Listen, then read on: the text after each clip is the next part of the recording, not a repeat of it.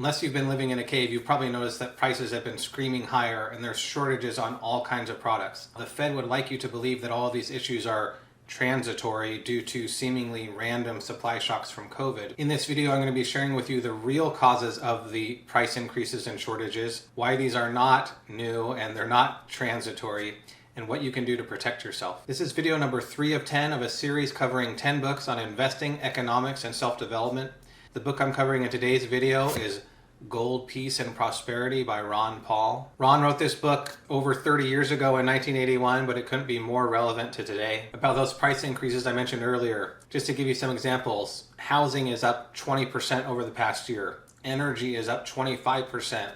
And while food is supposedly only up 4%, if you've been to the grocery store, I think you know it's up way more than that. The latest commodity to shoot through the roof is cotton, which is at a 10-year high. So I guess as long as you don't need to eat, heat or cool your house, sleep, or wear clothes, I mean, you're probably not affected, you'll be fine.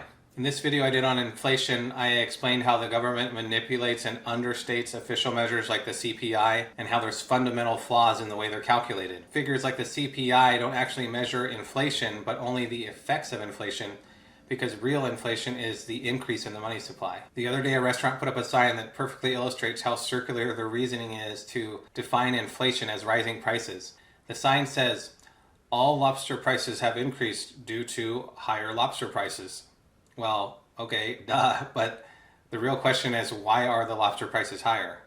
Like I said in the beginning of the video, the Fed would like you to believe these are just random price spikes because COVID, but that hardly explains the whole story. I'm not denying that supply chain issues aren't really bad right now. They are.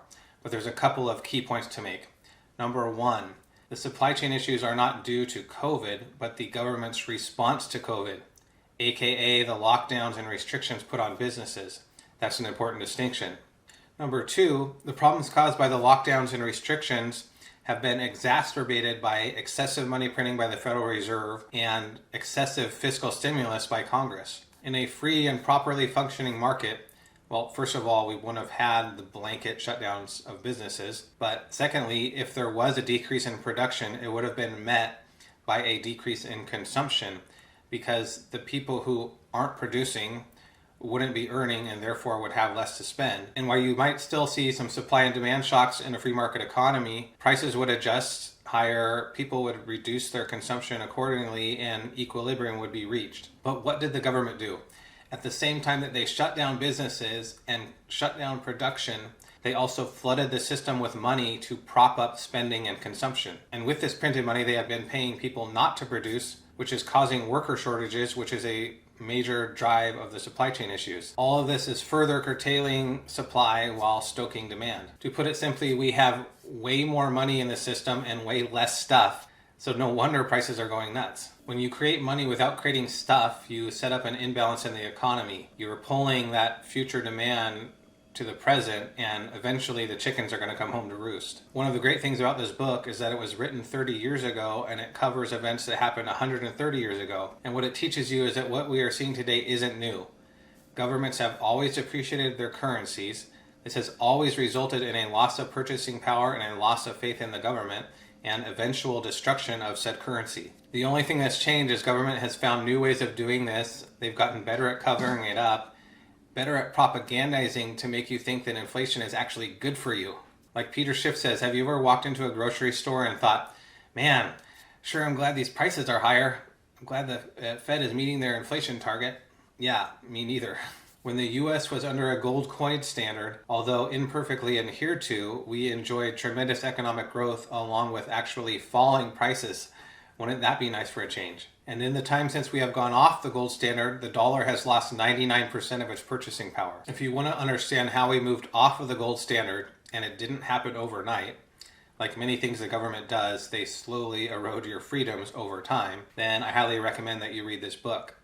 It covers what happened to the gold standard during World War I, World War II, and the eventual full delinking of the dollar from gold in 1971. It's going to give you the history behind what we are seeing today. It's going to teach you why it's important to put your savings in real money like gold that the government can't just print out of thin air. As long as the government has the power to print money, we know that they are going to use it and abuse it. And that's why I know that the inflation we are seeing today isn't transitory. While my hopes aren't high that we will ever see a return to sound money by our government, there are things that you can do to protect yourself. When it comes to shortages, a couple of things that are very important are to stock up on dry goods and food, and also to have an alternative energy source to power your home. I hope to do some more detailed videos going into those topics. In terms of investing in finances, I think step number one is to buy some physical gold. In the description, I'm going to put a link down to my website with a list of some trusted sources. One of them is Vaulted, who I was recently introduced to at FinCon 21. Vaulted is a mobile platform where you can invest in fully allocated and physically deliverable gold. Another way of getting exposure to gold and silver is through gold and silver mining stocks. Now, this is more risky and requires more knowledge and experience, but I'm also going to put a link down to my website where I have some trusted sources regarding those. I'm going to be doing more content on gold and other ways to protect your wealth, so if you're not subscribed, please consider subscribing below, and I'll see you in the next video.